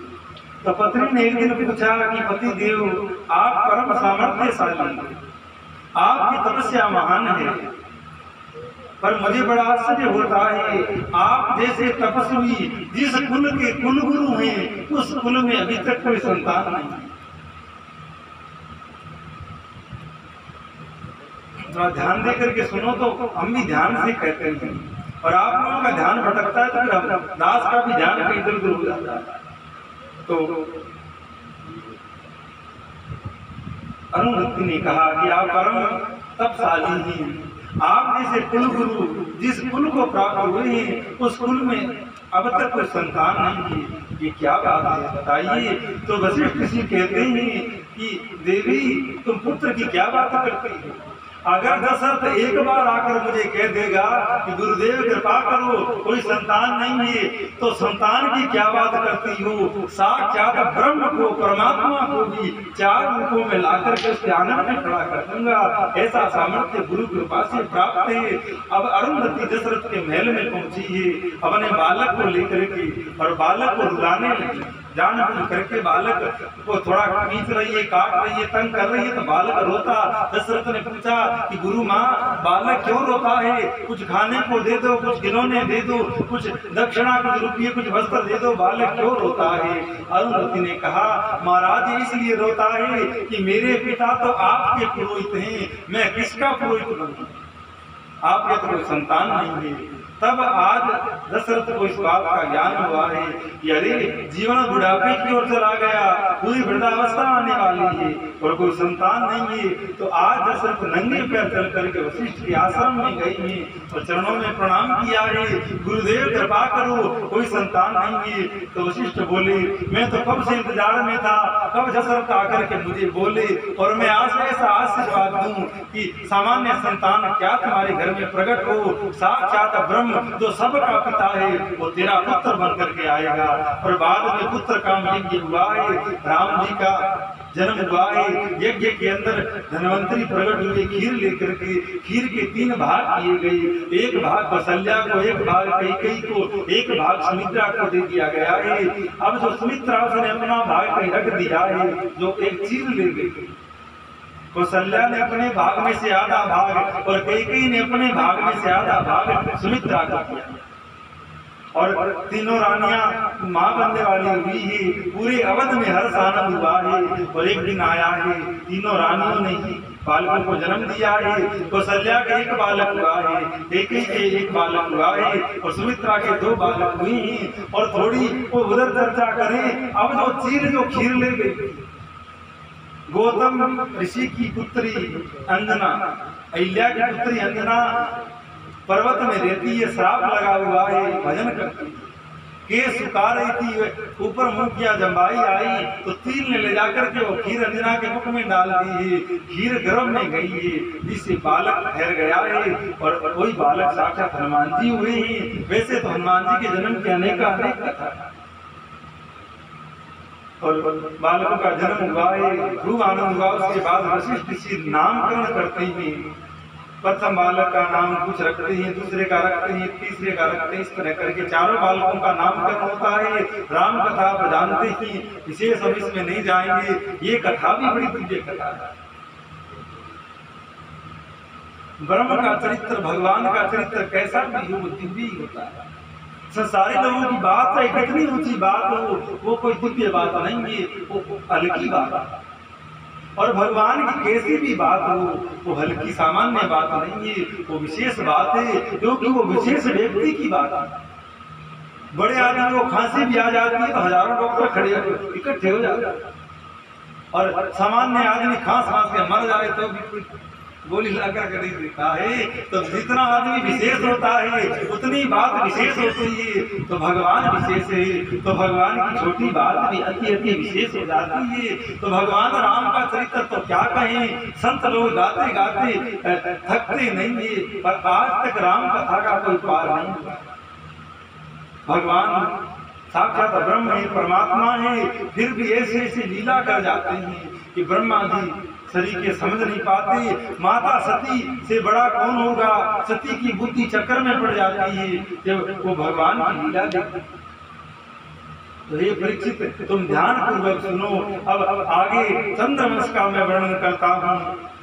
कश्यप ऋषि हुए हैं जिनके अनेकानेक पुत्र हुए हैं, उन्होंने एक पुत्र हुए हैं श्री अत्रि ऋषि, और कर्दम ऋषि की पुत्री अनसुईया उनको ब्याही गई है। तीनों देवों ने प्रकट होकर के पुत्र होने का वरदान उनको दिया है। तो ब्रह्मा जी के अंश से अनसुईया के गर्भ से चंद्रमा का प्राकट्य हुआ है, और चंद्रमा के अनेकानेक पुत्र हुए, उनसे वंश बढ़ा है। तो उस वंश का नाम चंद्रवंश हुआ है। उसी चंद्रवंश में यदु हुए हैं, याति हुए हैं, पुरु हुए हैं, नहुष हुए हैं, अनेकानेक धर्मात्मा राजा इस वंश में हो गए हैं। आगे बढ़ते बढ़ते एक वंश की कई शाखाएं बन गई है, जिनमें से कुरुवंश चला है, तो पांडव भी कुरुवंश ही थे, और एक जो यदुवंश चला है उस वंश में श्री कृष्ण का प्राकट्य हुआ। तो कल आपने सुना ही था, उग्रसेन को जेल में डाल दिया गया, कंस राजगद्दी पर बैठा है, उनका मित्र वसुदेव है, और कंस के चाचा देवक की पुत्री देवकी है, जिसका विवाह उसने कंस के साथ वसुदेव जी के साथ किया है। विदा करने लगा, देवताओं ने सोचा इसके मन में दया रही तो ये पाप नहीं करेगा, और पाप नहीं करेगा, पाप का गड़ा भरेगा नहीं, तो भगवान प्रकट होंगे नहीं। तो आकाशवाणी सुनाई दी है, जिस बहन को तू इतने आनंद से प्रेम से विदा करता है उसका 8वां बालक तेरा काल होगा। तुरंत कंस ने तलवार निकाली है, वसुदेव ने सूझबूझ से क्षण को टाला है, कंस ने ले जाकर दोनों को जेल में डाल दिया है। 8वें के रूप में बालक का जन्म हुआ था। कल आपने कथा सुनी ही थी। तो वसुदेव जी लाला को टोकरी में सुला करके ब्रज में ले जाते हैं। गोकुल में जाकर के योग माया ने सब भूमिका बनाई रखी थी, सब घोर निद्रा में सो रहे थे, दरवाजे सब खुलते गए। नंद भवन में प्रवेश करके यशोदा ने भी रात में एक लाली को जन्म दिया। तो लाली को लेकर के तो वसुदेव जी वापिस आ गए हैं, और जो लाला लेकर के गए थे वो वहां पर सुला दिए। वसुदेव जी वापिस लौटे तो गए थे, तब तो अपने आप दरवाजे खुल गए थे, अपने आप बेड़ियां टूट गई थी। वापिस जैसे ही जेल में पहुंचे हैं अपने आप दरवाजे बंद हो गए, पहरेदार जग गए, बेड़ियां लग गई है। संत कहते हैं कि जो जीव भगवान को अपने सर पर या अपनी बुद्धि में धारण करता है उसके तो सब भव बंधन खुल जाते हैं, और जब अपने बुद्धि में माया को बिठाते हैं, संसार को बिठाते हैं, उनको बंधन पकड़ लेते हैं, उनको बंधन लग जाता है। तो आइए, कल तो एक संकेत मात्र उत्सव हुआ, अब आगे जो नंद उत्सव हुआ उसकी हम चर्चा करते हैं। थोड़ा ध्यान दे करके सुनिएगा। सुखदेव जी कहते हैं, परीक्षित इतने दिन तो अगर तुमने लापरवाही करी तो बात चल गई, क्योंकि इतने दिन तो सफाई हो रही थी। सामान लाने में लापरवाही हो जाए तो बड़ी बात नहीं, पर भोजन बनाने में लापरवाही हो जाए तो सब काम बिगड़ जाता है। और चावल नहीं आए तो थोड़ी देर और लग जाएगी, भाकर ले ही आओगे, पर खीर बन गई उसमें नमक डाल दिया तो क्या कर, ये फीकी रह गई तो चलो शक्कर और डाल लो, पर ज्यादा मीठा पड़ गया तो क्या करोगे। उसी प्रकार श्री सुखदेव जी परीक्षित को सावधान करते हैं, ध्यान देकर सुनिएगा। ये कथा कोई अरे गहरे मनुष्यों के सुनने वाली कथा नहीं है, ये तुरंत ही साक्षात ही प्रभाव दिखा देने वाली है। ये परम हंसों की सहिता है, कृष्ण चरित्र को सामान्य चरित्र नहीं। तो सुनने वालों को विशेष ध्यान देकर के और विशेष भाव करते हुए सुनना चाहिए, तब कहीं जाकर के भगवान श्री कृष्ण का चरित्र समझ में आता है। अन्यथा कथा कहने वाले लोग ही कह देते हैं, बोले कृष्ण भगवान था तो उन छोरियों के कपड़े उठा करके क्यों ले गया, उन गोपियों के घरों में मक्खन चोरी क्यों करता, रासलीला क्यों करता। और अगर ध्यान से कथा सुनी होती तो इसी भाव में तुम डूब जाते, और ऐसे ऐसे भाव तुम भी कर लेते और भगवान के दर्शन करते। तो सुखदेव जी भाव दे रहे हैं, परीक्षित आज तक कहने के जैसे कथा सुनी कोई बात नहीं, पर आज से थोड़ा सावधान होकर के बैठना। गोपी ही कृष्ण कथा कह सकती है और गोपी ही कृष्ण कथा सुन सकती है। तो महाराज गोपी कौन है? गो मतलब होता है इंद्रिया, संस्कृत में गो इंद्रियों को कहा जाता है, और पी मतलब पीना होता है।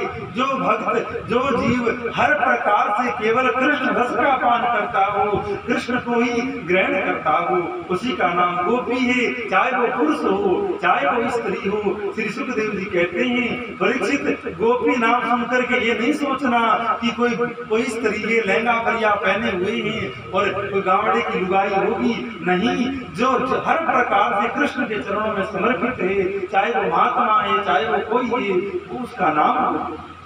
इसीलिए तुम भी गोपी बन करके बैठना, कृष्ण नाम की चुनरी ओढ़ करके बैठना, तभी गोपी ही तो कह पाएगी, गोपी सुन पाएगी और गोपी समझ पाएगी। बाकी दुनिया तो संसार के नशे में बावरी भाई डोल रही है, कथा सुन भी रही है और कोई बात बन भी नहीं।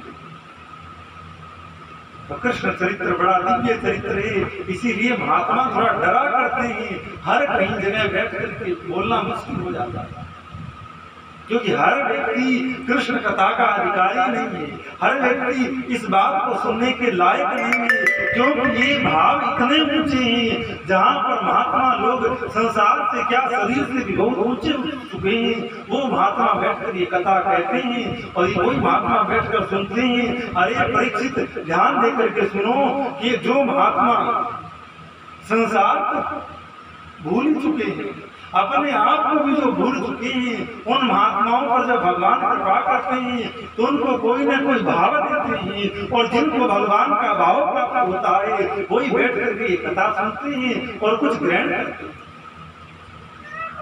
तभी कहते हैं ना महाराज, शास्त्रियों की कथा, सामान्य ब्राह्मणों की कथा तो सबको पच जाती है, सब सुन लेते हैं, महात्माओं की दवाई जल्दी से पचती नहीं। अब महाराज कोई एक दो गोली खाए तो पच जाएगी, रोग भी कोई दर्द है तो वो भी नहीं होगा और काम भी कर लोगे, पर कोई बड़ी डोज की दवा दे दी जाए तो 2 दिन तक लोग नींद में पड़े रहते हैं। उसी तरह महात्माओं की कथा बड़ी डोज होती है, जो बड़े बड़े महात्माओं की पच पाती है, सामान्य लोगों के दूसरों से कथा जाती है कि कह क्या। पर आप लोग तो महात्मा ही हो, आप लोग तो बड़े सत्संगी हो, इसलिए बात को समझ लोगे कि महात्मा किस बात की गहराई पर कहाँ पर बोल रही है। बोलने का भी एक स्तर होता है, एक विद्वान हुए ऐसा बोलते बड़े बड़े विद्वानों के ऊपर से ही बात जाती कि ये कह क्या रहे हैं। बड़ा परेशान हो गया, सरस्वती को प्रार्थना करी, ए सरस्वती माँ कुछ मेरे को ज्ञान, मेरा ज्ञान कम कर तो मैं इतना नीचे बोलूं कि लोगों के समझ में आ सके। तो ज्ञान की भी बड़ा स्तर होता है। ठाकुर जी आप पर कृपा करें कि आप कृष्ण के भावों को ग्रहण कर सके, कृष्ण के भावों को समझ सके, कृष्ण चरित्र को कुछ जान सके। तो सुखदेव जी परीक्षित को सावधान नहीं करते हैं, कथा श्रोताओं को भी सावधान करती है कि अब ध्यान पूर्वक सुनना। आज तक बात चल गई, क्योंकि सामान्य चरित्र से सामान्य कथा थी, आज तक तो मानने की बात चल गई। कपड़ा धोने में लापरवाही कर दी कोई बात नहीं, पर कपड़ा पहनो तब सावधानी से पहनना। उसी प्रकार कोई दवाई लाने में तो कैसे ले आए, पर सबरे दवाई के डिब्बे एक जगह ही रखे हैं। अब डॉक्टर ने बताया था ऐसे दवाई लेना, ये सुबह लेना, ये शाम लेना, ये खाली पेट लेना, ये खा करके लेना, तो इस बात की सावधानी रखना। उसी प्रकार 3 दिन तक तो जो हुआ वो तो सफाई अभियान चला था, वो तो बर्तन मांजे जा रहे थे। अब कढ़ाई टिक गई है, अग्नि जल गई है, अब वहाँ में हलवा बन रही है, इसी में मालपुआ निकल रहे हैं, इसी में लड्डू और जलेबी बन रही है। अब थोड़ा बनाना सावधानी से, और जब बन जाए तो फिर कोई बात नहीं, फिर चाहे लेट करके खाओ, चाहे बैठ करके खाओ, चाहे चलते हुए खाओ, लड्डू का स्वाद मिलेगा, रसगुल्ले का स्वाद मिलेगा, जलेबी का स्वाद मिलेगा। वैसे ये कथा तो थोड़ा सावधान होकर के सुनिएगा, तो ये कथा ऐसी होगी जो आपके जीवन की हर प्रकार की दशा को बदल देगी, हर प्रकार की दशा जीवन के भाव को बदल देगी। तो आइए, लाला यशोदा के बगल में लेटे हुए, रात्रि बीत गई थी, यशोदा जगी नहीं, और जो नंद बाबा की छोटी बहन सुनंदा है वो घर में आई हुई है। अब उसकी आंख खुली, देखा दिन निकल आया है, यशोदा आज उठी नहीं है, क्या बात है। उठ करके जब वो गई तो खिड़की से क्या देखती है, यशोदा तो गाढ़ निद्रा में सो रही है और एक नीलमणि, एक नीला सा बालक उसके बगल में लेटा हुआ गिलकारी बन गया है, अपने पैरों को पटक दिया है और अकेला ही खेल दिया। जो बुआ ने देखा उछल पड़ी, भागी, अरे भैया नंद कहाँ पर हो, अरे भैया नंद कहाँ पर हो। अब जो ग्वाले थे वो बोले, अरे सुनंदा बुआ क्या बात हो गई, क्यों हल्ला कर रही हो। बोले तुम अपना काम करो, मेरा भैया कहाँ पर है। तो कहा कि गौशाला में बैठ के माला देते। दौड़ करके गई, भैया बात तो बाद में बताऊंगी, पहले बताओ मुझे बधाई में कहा दोगे। नंद जी ने कहा, अरे बहन सब कुछ तेरा ही तो है, तेरे को जो चाहिए सो ले ले, पर जल्दी से बता क्या किसका जन्म हुआ है। नंद बाबा माला फेर रहे थे, नारायण मंत्र तो भूल गए और माला पर कछु तो हो गयो है को, लाली हो लाली भई की लाला भयो, कछु तो है गयो है को, माला पर यही मंत्र जप रहे। और नंद बाबा ने चाबी सभी निकाल कर सुनंदा बुआ के हाथ में धर दी और कहा, तेरे को जो चाहिए सो ले ले, पर बता क्या हुआ है। यशोदा सुनंदा ने कही कि बाबा लाला भयो है, जो लाला को नाम सुनो। नंद बाबा उछल पड़े हैं, तुरंत भागे हैं, जल्दी जल्दी ब्राह्मणों को बुलाया है, कई कई पहाड़ अनाज के बना करके ब्राह्मणों को दान दिए गए हैं। बड़ा दिव्य भगवान का उत्सव मनता है। देखिए संसार में सामान्य बालक होते हैं, घर वालों को, परिवार वालों को, बुआ भोपा को कितना चाव होता है। जब साक्षात परमात्मा जिसके घर में जन्म लेकर के आया हो, उस घर का क्या आनंद रहा होगा, क्या उस घर का दृश्य रहा। ब्राह्मण आ गए, वेद पाठ करते हुए ब्राह्मण आने लगे। देखिए एक ज्ञान की बात आपको कही कि बालक का जन्म हो जाता है तो लोग, संसार के लोग क्या कहते हैं, बोले अब उनके घर का पानी नहीं पीना, या ब्राह्मण भी उनके घर नहीं जाते, लेते नहीं है वहां का। तो जब तक बालक का नाला उसकी नाभि से लगा रहता है तब तक सुआ नहीं लगता।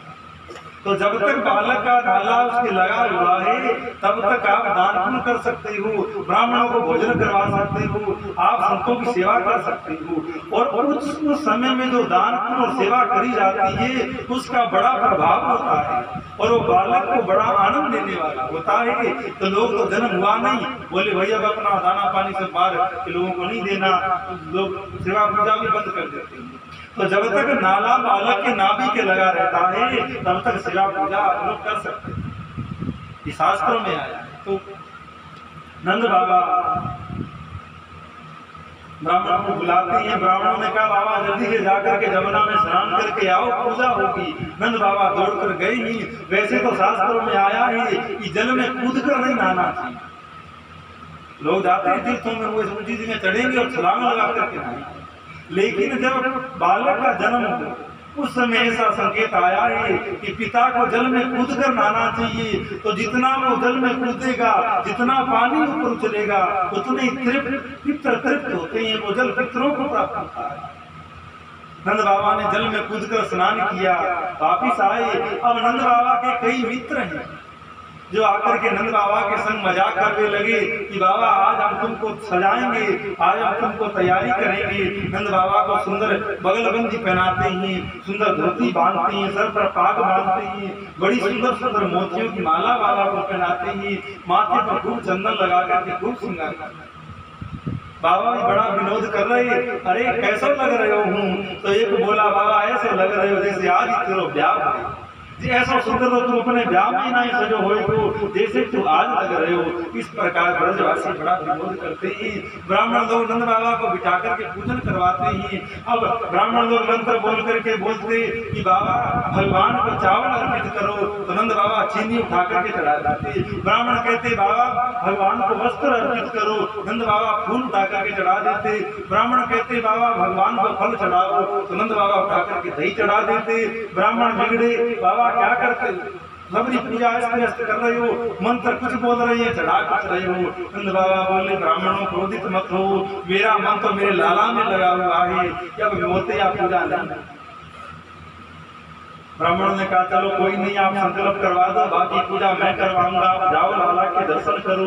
नंद बाबा दर्शन करने जाते पर ब्रज की गोपियां इतनी आ गई कि अंदर किसी को घुसने नहीं दे रही है, जो भी जाता उसको धक्का देकर बाहर कर देती है। अरे पूछो क्या, कोई काम नहीं है, सब निकलो बाहर यहाँ। और सब ने गोपियां अंदर भरी हुई है और लाला के दर्शन कर रही है। अब ध्यान देकर सुनिए, इस कृष्ण लीला में चाहे वो कोई गोपी होवे, चाहे कोई गोप ग्वाल बाल गैया वृक्ष पेड़ कोई भी होवे, सब बड़े बड़े महात्मा। कहने को तो गोपी नाम ले रहे हैं तो स्त्री का रूप आता, गोप का नाम ले रहे हैं तो कोई पुरुष का स्वरूप आता, पर कृष्ण लीला में जो कुछ भी बनेंगे, चाहे वो गाय है, चाहे वो बछड़ा है, चाहे वो पेड़ है, सब बड़े बड़े महात्मा। कोई तो वेद की ऋचाएं है, कोई महात्मा है, कोई रामावतार के साधु है, कोई सतयुग के साधु। राम अवतार में राम जी जब वनवास लेकर के दंडकारण्य के जंगलों में जाते हैं, उन जंगलों में जब जाते हैं तो जंगलों में बड़ी बड़ी महात्मा रहा करते हैं, जिन्होंने तप करके मानो वो ब्रह्म ही हो गए, ब्रह्म में और उनमें कोई भेद नहीं रह गया है, ऐसे महात्मा वो हो गए हैं। उनके अंदर मन नहीं रहा, पर जब उन्होंने भगवान का दर्शन किया, भगवान राम के रूप माधुर्य को उन्होंने देखा, तो उनके अंदर में ऐसा भाव प्रकट हो गया, उनके अंदर मन बनाया है। और मन बना तो मन में भाव बनता है, उनके अंदर भाव आया, किसी के मन में भाव आया कि राम हमारा बालक होता, हम इसकी मैया होती तो कितना आनंद होता। किसी के मन में भाव आया ये हमारा पुत्र होता, हम इसके पिता होते तो कितना आनंद होता। किसी के मन में भाव आया ये हमारा पति होता, हम इसकी पत्नी होती तो कितना आनंद होता। किसी के मन में भाव आया ये हमारा मित्र होता, हम इसके सखा होते तो क्या आनंद होता। तो देखिए भगवान का स्वभाव है, भक्त जो भी भाव करते हैं भगवान उसको पूर्ण करते हैं। भगवान ने कहा कि अब तो मैं राम अवतार में हूँ, मेरा मर्यादा पुरुषोत्तम ही अवतार है, मैं मर्यादा का अतिक्रमण नहीं कर सकता। और हे संतो तुम सबका ये भाव पूर्ण होगा, तुम द्वापर में सब अवतार लेकर के आना, सब तुम्हारे भाव में पूर्ण करूंगा। तो महाराज कोई सामान्य संसार के स्त्री पुरुष वो गोपी गोप नहीं थे, दंडकारण्य के बड़े बड़े महात्मा थे, जिन्होंने माया को भी जीत लिया था, जिन्होंने जन्म मरण को भी जीत लिया था। और जब भगवान को देखा तो उनके मन में ये भाव आया कि हम भगवान के साथ में लीला करें। तो वही महात्मा, वही सखियां, वही सब लोग द्वापर में गोपी बन करके आए। और हम कहे तो पहले ही चुके ही कि ब्रज के जो लोग हैं उनका एक ही भाव है, हमारे कन्हैया को कैसे सुख मिले। देखो भगत का ये लक्षण है, पहले भगवान सुखी होंगे, मेरे भगवान कैसे आनंद में रहें। और जब भगवान आनंद में रहेंगे तो भगत अपने आप आनंद में रहेंगे। वृंदावन के महात्मा माला फेरते, ठाकुर जी प्रकट हो जाते, अरे बाबा मैं तो प्रकट है गई हूँ, माला फेरने का फल क्या है। बोले भगवान की प्राप्ति, भगवान के दर्शन। बोले मैं तो आ गई हूँ, अब मेरो दर्शन कर। महात्मा बोलते दर्शन तो हो गई, तो फिर भी माला क्यों फेर रहे हो। बोले माला इसलिए फेर रही है कि या माला के पुण्य से तुम प्रसन्न रहो, तुम राजी रहो। वृंदावन में महात्मा कोकिल साईं भी राजी, बड़ा उनका भाव ठाकुर जी में। लोग जाते दर्शन करने तो बाबा कहते अरे भगवान जी मेरे लाला को आशीर्वाद, मेरे ठाकुर को आशीर्वाद दो, इसी प्रकार हंसतो रहे, इसी प्रकार मुस्कुरातो भयो रहे, मेरे लाला को आशीर्वाद। भगवान को आशीर्वाद कौन दे सकता है, ऐसा भाव। और जैसा भाव भक्तों का होता है भगवान वैसे बन जाता है। तो जो वात्सल्यमयी संत थे, जो वात्सल्यवती गोपियां थी, वात्सल्य भाव कौन सा भाव, जो माँ और पुत्र का भाव है। एक मैया जब अपने बालक को दूध पिलाती है, अपने गोद में सुलाती है, उसको दुलार करती है, जो सुख एक माँ को अपने बालक को दूध पिलाने में, भोजन कराने में मिलता है, वो अनंत मात्रा का सुख आज गोपियों को मिल दिया है लाला के दर्शन कर। अब जो महाराज ब्रज में बात फैली है कि नंद बाबा के घर में लाला हुआ है, तो 9-9 गज के लहंगा गोपियों ने सिलवाए हैं, बड़े सुंदर सुंदर श्रृंगार गहने गांठे खरीद करके सब गोपियां यशोदा मैया को बधाई देवे को आई। और एक छोटी सी बधाई गा करके सब लोग साथ में गाइएगा। अब अन्य अन्य कथाओं में तो वो ताम तंबूरा सब होते हैं, ढोलक और वो बजते रहते हैं, और यहाँ तो ठाकुर जी की कृपा से दास का कंठ है और आपके कंठ है, तो सब साथ में गाएंगे।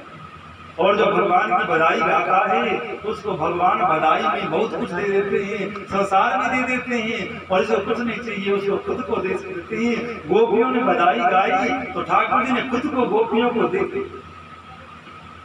बाजे बाजे रे बधाई मैया तोरे अंगना, बाजे बाजे रे बधाई मैया तोरे अंगना, मैया तोरे अंगना, मैया तोरे अंगना, बाजे बाजे रे बधाई मैया तोरे अंगना, बड़ो अनोखो लाला जायो, श्याम रंग मेरे मन भायो, बड़ो अनोखो लाला जायो, श्याम रंग सबे मन भायो, ब्रजवासिन को मन हुलसायो, ब्रजवासिन को मन हुलसायो, उमंग उमंग चले नंद अंगना, बाजे बाजे रे बधाई मैया तोरे अंगना, बाजे बाजे रे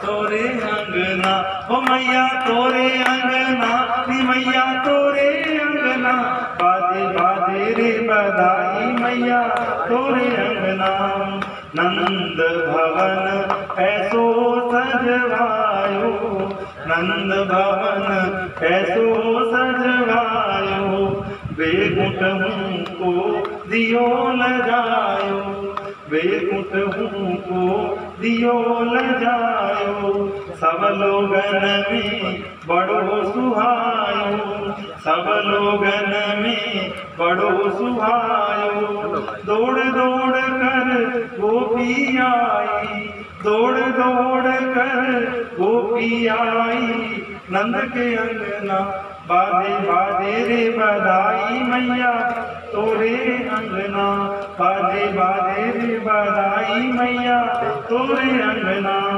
पाग पिछोला ग्वाल लेत है गोपियन, पाग पिछोला ग्वाल लेत है, ब्राह्मण अपने वेद पढ़त हैं, नंद बाबा जो दान करत हैं, पाग पिछोला ग्वाल लेत हैं, पाग पिछोला ग्वाल लेत हैं, गोपियन को दी लहंगा फरिया रत्न जड़ित कंगना, बाजे बाजे रे बधाई मैया तोरे अंगना, बाजे बाजे रे बधाई मैया तोरे अंगना।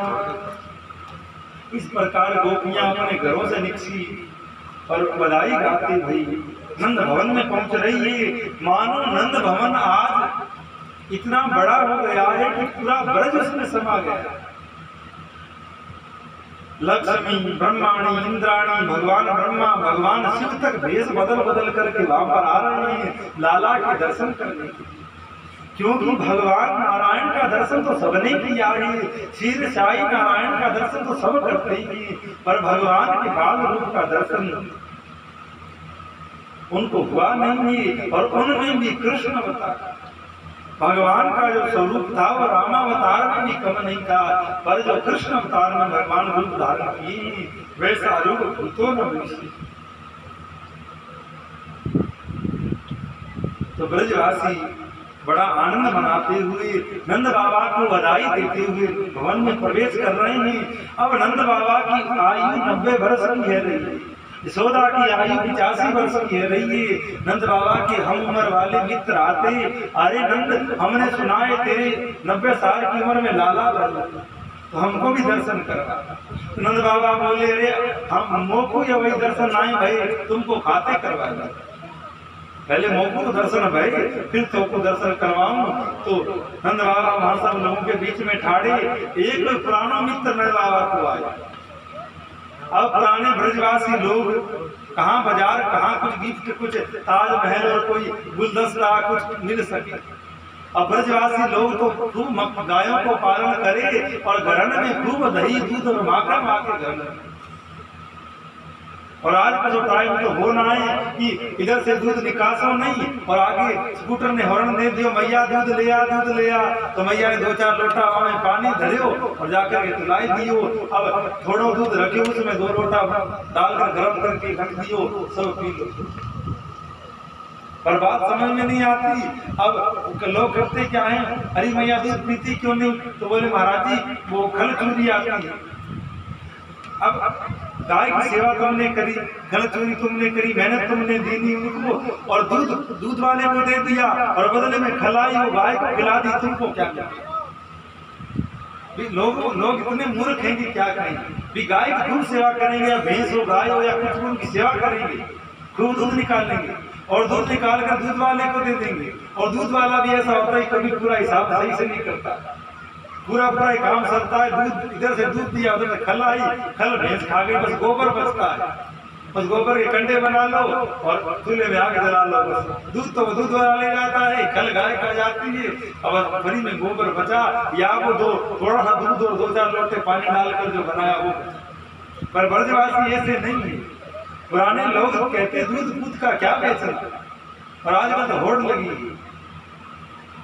तो सब ब्रजवासी आते, कोई मक्खन की हंडिया भर के ला रहा है, कोई दही की हंडिया भर के ला रहा है, कोई दूध लेकर के आ रहा है। तो एक नंद बाबा को कोई पुराना मित्र आया। अब माने वो नंद बाबा को देखकर इतने भाव में डूबा कि उसको होश ही नहीं रहा। जो हंडिया लेकर आया दही की, वो सभी की सब नंद बाबा के ऊपर उड़े निकली। अब नंद बाबा दही में नहाए गए। अरे बाबा ये तुमने क्या करी, इतनी मेहनत करी, सब गुड़ गोबर कर दी नहीं, इतनी मेहनत से यमुना में नहायो, इतनी देर लगा के श्रृंगार कीनो और तुमने सबरो गुड़ गोबर कर दियो, ये तुमने क्या करी? मित्र बोला अरे नंद तो को पतो नहीं इस बात को।